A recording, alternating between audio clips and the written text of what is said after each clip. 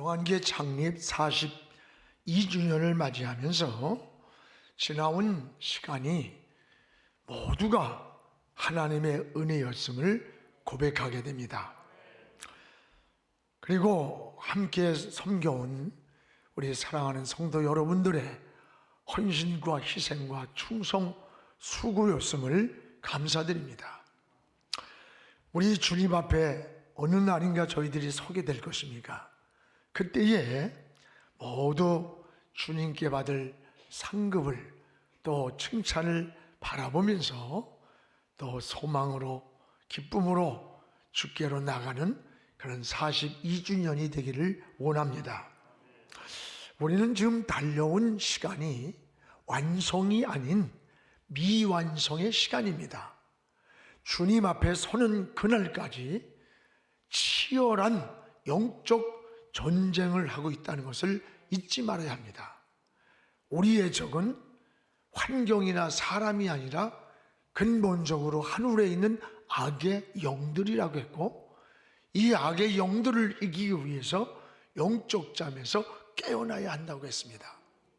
잠들 때 원수가 가라지를 덧뿌리고 간다라고 말씀합니다. 여러분, 신앙이 무너지는 가장 위험한 때가 언제인 줄 압니까? 어렵고 위험하고 힘들 때가 아니에요.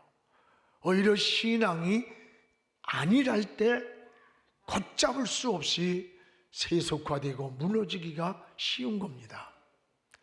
바울이 선교했던 이 소아시아 지역에 가면 계시록에 나오는 7교회가 다 거기 있습니다. 특히 여기 갑바도기아 지역에 가면 그들이 로마 군인들의 핍박을 피해서 땅굴을 파고 신앙을 지키기 위해 그들은 그저 그 굴 속에서 300년 동안을 신앙의 대를 이어왔던 거예요. 그래서 순교자들이 이곳에 있었고 믿음의 순례자들이 이곳을 돌아보면서 눈물을 흘립니다. 지금 저 산에 굴들이 뚫어져 있어요. 저게 몸 하나 들어갈 정도로 아주 작은 굴인데 흙이 잘 파요. 그 안에만 큰 예배당이 있고 거기서 찬양을 하고 기도하면서 예배를 드렸고, 또 로마 군인들이 말을 타고 막 추격해 오면 목축업으로 자던 양떼들이 양의 가죽을 가지고 있다가 양 수천 마리의 양떼들과 함께 어울려서 풀 뜯어먹는 것처럼 움직이는 거야. 이러면서 위기를 피해가면서 신앙을 지켜왔던 겁니다. 그런데 이렇게 믿음을 지키던 자들이 오히려 신앙의 자유를 얻었습니다. 풍요가 왔습니다. 이때부터 걷잡을 수 없이 신앙이 무너지기 시작했습니다. 여러분, 우리나라도 7, 80년대는요 정말 어렵고 혼돈하고 가난할 때였습니다. 그러나 그때는 최고의 영적 부운동이 일어났어요. 기도원마다 기도 소리가 끊이지 않았습니다. 그런데 어느 때부터인가 울부짖는 이 기도 소리가 하나님께 밤새도록 굴짝굴짝마다 기도하던 그 소리가 멈췄습니다. 신앙의 영적인 잠이 들기 시작했습니다. 여러분, 이 시대 한국교회의 큰 위기가 뭐라고 생각해요? 저는 영적인 힘을 잃었고 야성을 잃었습니다. 영적 전투력이 보이질 않는 거예요. 굉장히 위험합니다. 야성을 잃은 크리스찬은 타락하게 되어 있어요. 부패하게 되어 있어요. 무너지게 되어 있는 겁니다. 우리가 배부르고 등 따숩고 하니까 뭐 문제가 없다고 하는 그런 것을 느끼는 것처럼 느껴질 때 가장 신앙이 위험했다라는 것을 잊지 않기를 바랍니다. 신앙이 안일에 빠질 때 세속에 걷잡을 수 없이 무너지고 떠내려가게 됩니다.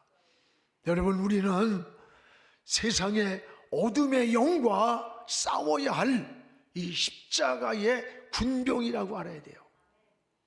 여러분, 우리는 싸울 준비가 되어 있지 않는 군인, 그건 군인이 아니에요. 적을 두려워하는 자가 결코 승리할 수가 없습니다. 한국교회는 영성과 야성을 회복하고 다시 일어나는 본질의 회복이 시급한 때가 지금이에요. 하나님이 주시는 영적인 새심으로 우리 모두가 비상하기를 축복합니다. 오늘 말씀에 나오는 라오디게아 교회는 거대한 교회였습니다. 지금도 터키에 가면 그 거대한 흔적이 남아 있어요. 근데 어떤 모습이냐? 다 무너졌습니다. 그리고 그 라오디게아 교회 자리에는 앙상한 저 그림처럼 기둥만 서 있는 거예요. 우린 저 모습을 볼 때마다 오늘 우리의 신앙을 돌아보면서 우리의 신앙도 세속화되고 안일에 빠져서 저렇게 되지 않는다는 보장이 어디 있겠어요? 심각한 겁니다. 이 라오디게아 교회는 그렇게 하나님을 잘 섬기고 그렇게도 거대하던 교회가 7교회 중에 나타난 가장 칭찬이 없는 교회, 책망만 있는 교회, 가장 불행한 이러한 교회의 모습이 라오디게아 교회인데, 문제는 이것이 오늘 우리에게 보여주는 역사의 거울이라는 거예요. 그런데 라오디게아 교회는 말세의 모습이라는 것을 우리가 깨닫지 못하고 있는 거예요. 주님은 이 라오디게아 교회에 나타나셨습니다. 그리고 3가지 책망을 했어요. 그리고 영적인 진단을 내렸고, 그리고 마지막 권면을 하면서 이걸 들어야 산다는 거예요. 이게 오늘 종말적인 우리 시대에 주님의 경고요, 주님의 책망이요, 주님의 권고라는 것을 잊지 않기를 축복합니다. 무엇보다 주님은 3가지를 버렸다고 경고를 했습니다. 오늘 14절을 우리 같이 읽겠습니다.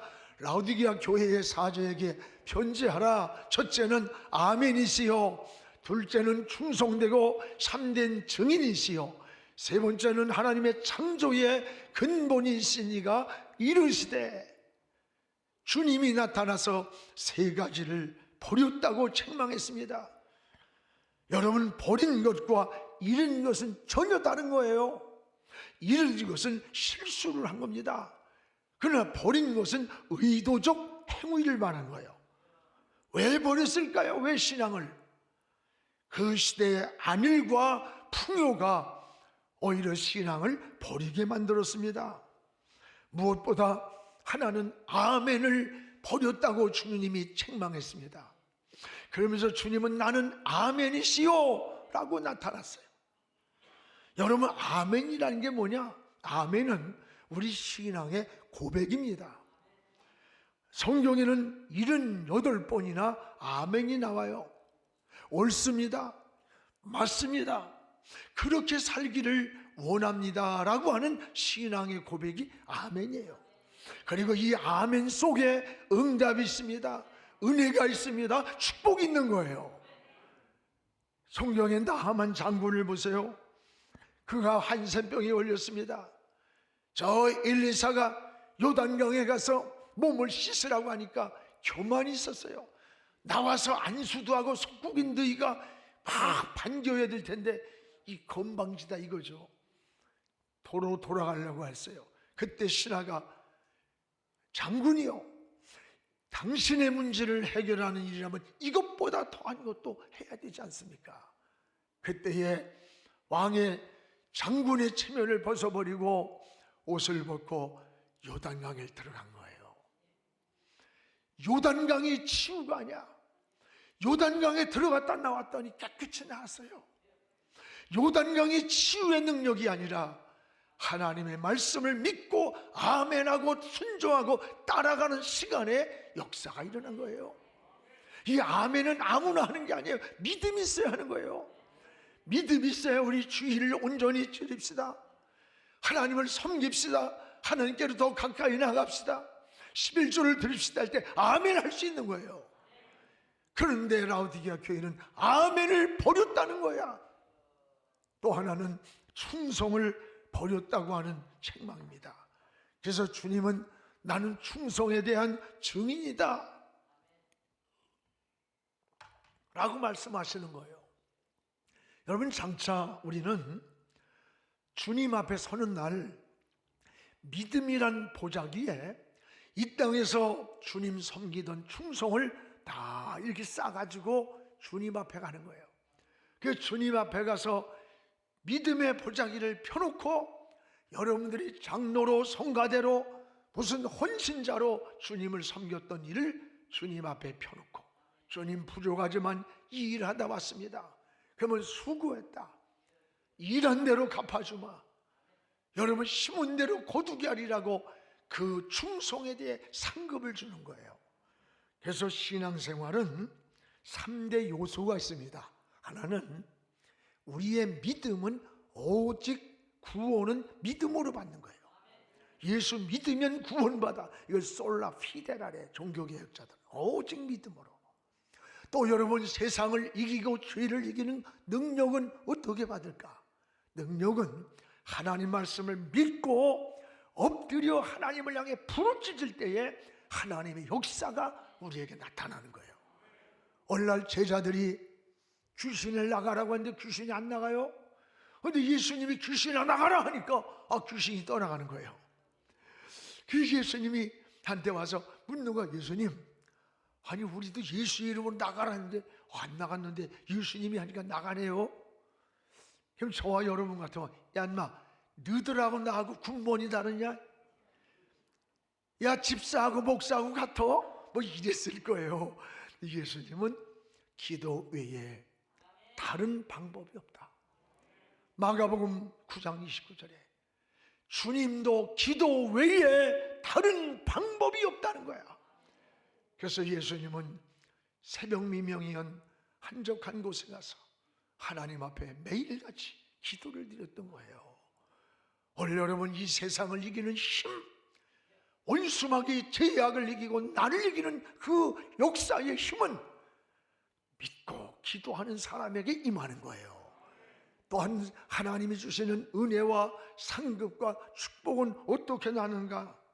하나님 말씀을 믿고 그것을 기도하고 행동으로 실천할 때 10배로 나타난 은혜가 바로 상급이요 축복이라고 하는 겁니다. 오늘 그런데 라오디게아 교회는 이 충성을 버렸다는 거예요. 버렸다. 또 하나는 하나님을 버렸다고 책망합니다. 오늘 말씀에 하나님은 창조의 근원이라 그랬어요. 근원이라는 게 뭐예요? 뿌리라는 거예요. 이 세상의 모든 만물은 근원을 가지고 있습니다. 삶의 뿌리가 있습니다. 물고기는 물이 근원이라 물을 떠나면 죽어요.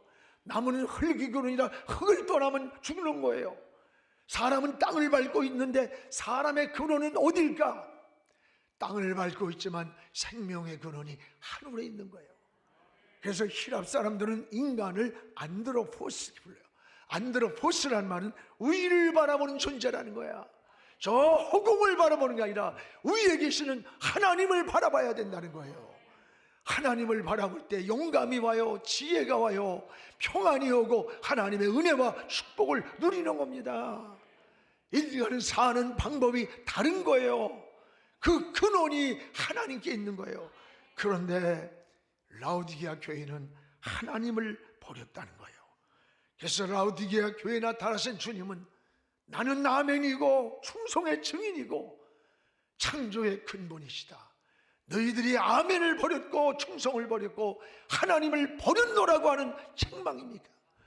오늘 우리의 신앙의 안일이, 나태함이 이 라오디게아 교회처럼 신앙이 병들어가고 있지는 않습니까?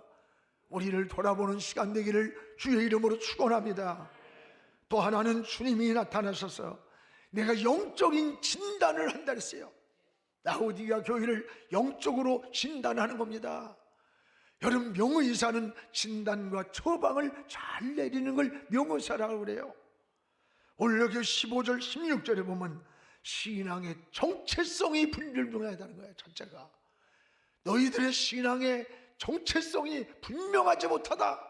오늘 15, 16절 우리 같이 한번 읽겠습니다. 내가 내 행위를 아노니 내가 차지도 아니하고 덥지도 뜨겁지도 아니하도다. 내가 차든지 뜨겁든지 하기를 원하노라. 내가 이같이 미지근하여 뜨겁지도 않고 차지도 아니하니 내 입에서 너를 토하여 버리리라. 토하여 버리리라.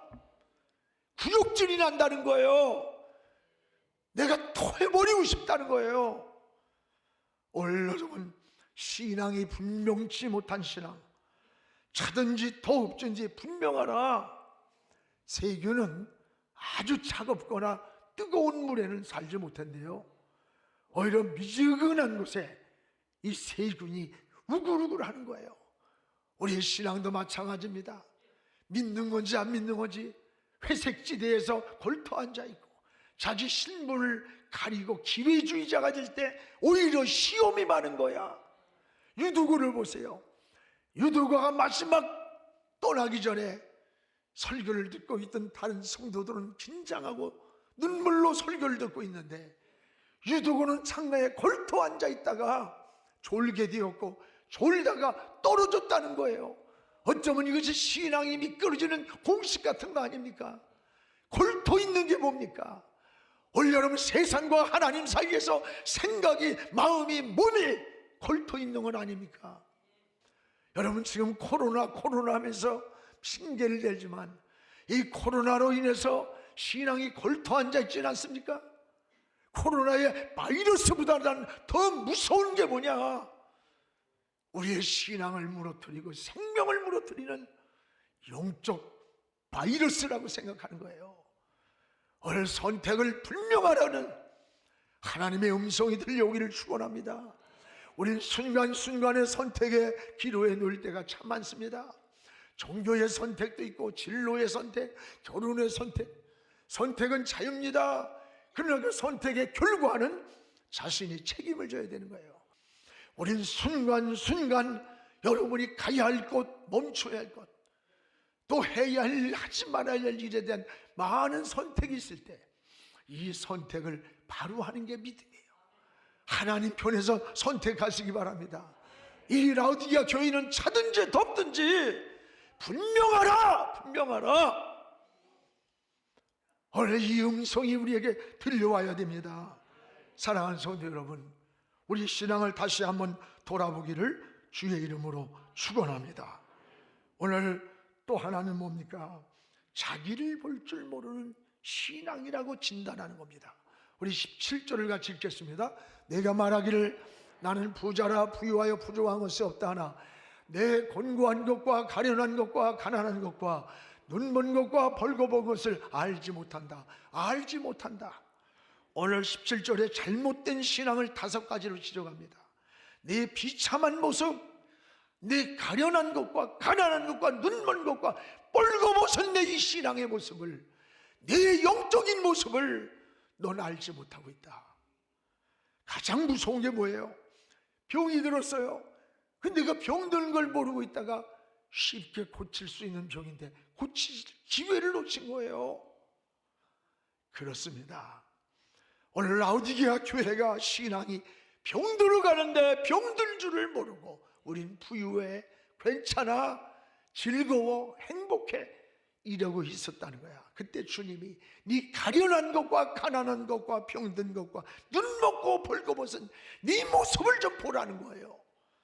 사랑하는 여러분, 사람이 자기를 볼 줄 모르는 사람일수록 가장 위험한 사람이에요. 자기의 허물을 모르는 사람은 남의 허물을 크게 보이는 거예요. 남을 정죄하길 잘해. 자기가 의로운 줄 알고. 은혜는 뭡니까? 은혜는 남의 허물을 보는 게 아니에요. 남의 약점을 보는 게 아니에요. 남의 단점을 보는 게 아니야. 어떤 허물이 보일 때 나에게는 이는 허물이 없을까? 자기를 돌아보는 거예요. 이게 은혜 받은 자의 모습인 줄 믿습니다. 사랑하는 여러분, 하나님의 은혜 안에서, 주의 은혜 날개 안에 여러분이 거하기를 주의 이름으로 축원합니다. 오늘 사랑하는 여러분, 그럼 우리가 무엇을 가지고 희귀할 수가 있습니까? 몸이 더러우면 목욕을 하면 되고 옷이 더러우면 세탁하면 됩니다.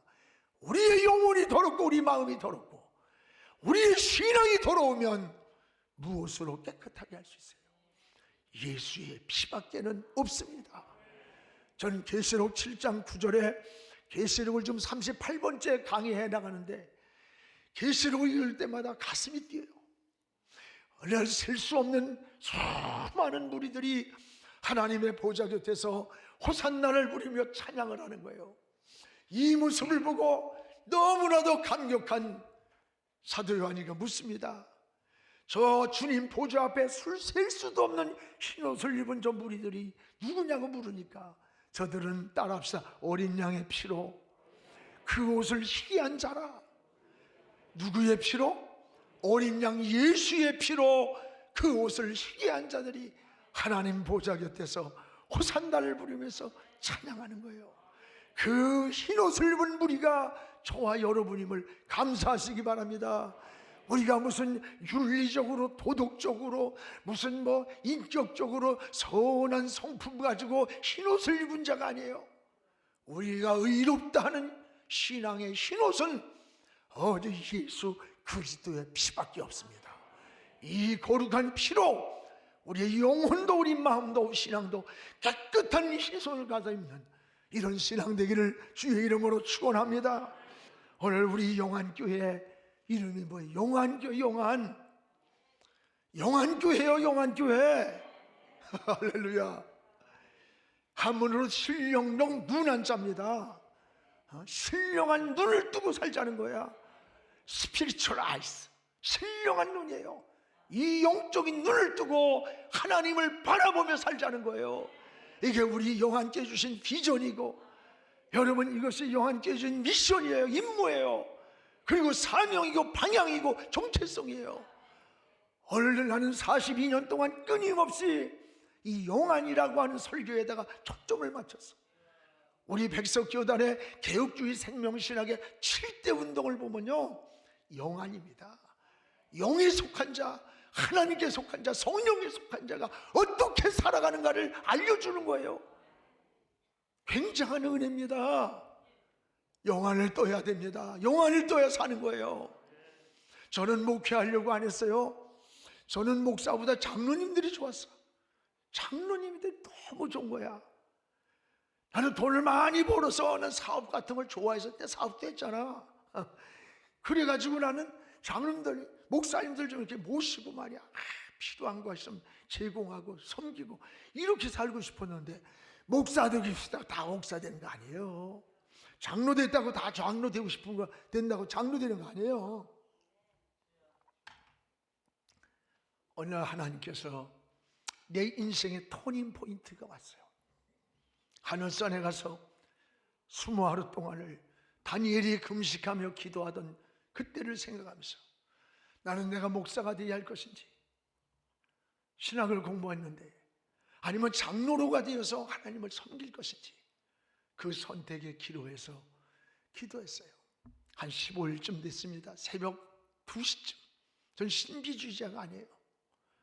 새벽 2시에 잣나무밭 밑에서 환한 조명탄이 터지는 거예요. 정말 그때는 배가 고파서 그런 줄 알고 막 꼬집어보고 만져보고 내 정신이에요. 그런데 어디에선가 수많은 사람들이 걸어가는 모습이 보이는데 무질서한 거야. 남자 여자 어이른 알 것 없이 비틀거리면서 이리저리 부딪히는 거예요. 이게 뭘까? 그 순간에 나를 향해 걸어오는 모습이 보는데 눈이 이만해. 근데 그 큰 눈동자만 보이는데 눈에 검은 자위가 없는 거야. 그 순간에 내 마음에 깨달음이 와요.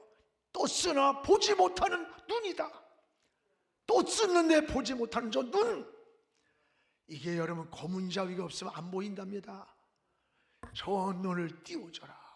그러면서 그때에 저는 하나님의 마치 음성과 같이 내 마음속에 성령이 감동하면서 내 입을 통해서 내가 고백을 하게 만드는데, 내가 그게 잘나서 불렀는 줄 아느냐. 내가 해야 할 사명이 여기 있다. 저 눈을 띄워줘라. 저 눈을 열어줘야 된다. 그때 막 저는 그때 오후 2시까지 의식을 잃었어요. 하늘산에 있던 그 총무장로라는 거 있었어. 그 사람이 여기를 잡고 아이고 하나 마시겠네 하고 일으킬 때 의식이 돌아왔어요. 그때 저는 내가 가야 할 길이 뭔지, 내가 살아야 할 가치, 내가 이 땅에 해야 할 사명이 뭔가를 분명하게 한 거예요. 딱 정리해버리고 뒤돌아보지 않고 영안교회가 시작된 거예요. 그래서 우리 교회가 신령령 눈한자 영안이란 이름을 갖게 되었고, 영안을 뜨고 주님을 바라보고 영안을 가지고 하나님을 향하여 살자, 시대를 보자는 거예요. 요새 계시록 38번째 강의이지만 이게 다 영적인 눈이요. 7교회마다 에베소, 소모나, 버가모, 두아디라, 사데, 필라델비아, 라우디아, 성령이 하는 음성을 들어라. 음성을 들을 수 있는 게 영의 눈이 열려야 돼요. 영의 귀가 열려야 되는 거예요. 사랑하는 여러분, 꺼풀만 신앙이 되지 맙시다. 목숨 걸고 하나님 앞에 살 수 있는 신앙의 눈이 열린 하나님의 자녀들이 되기를 주의 이름으로 축원합니다.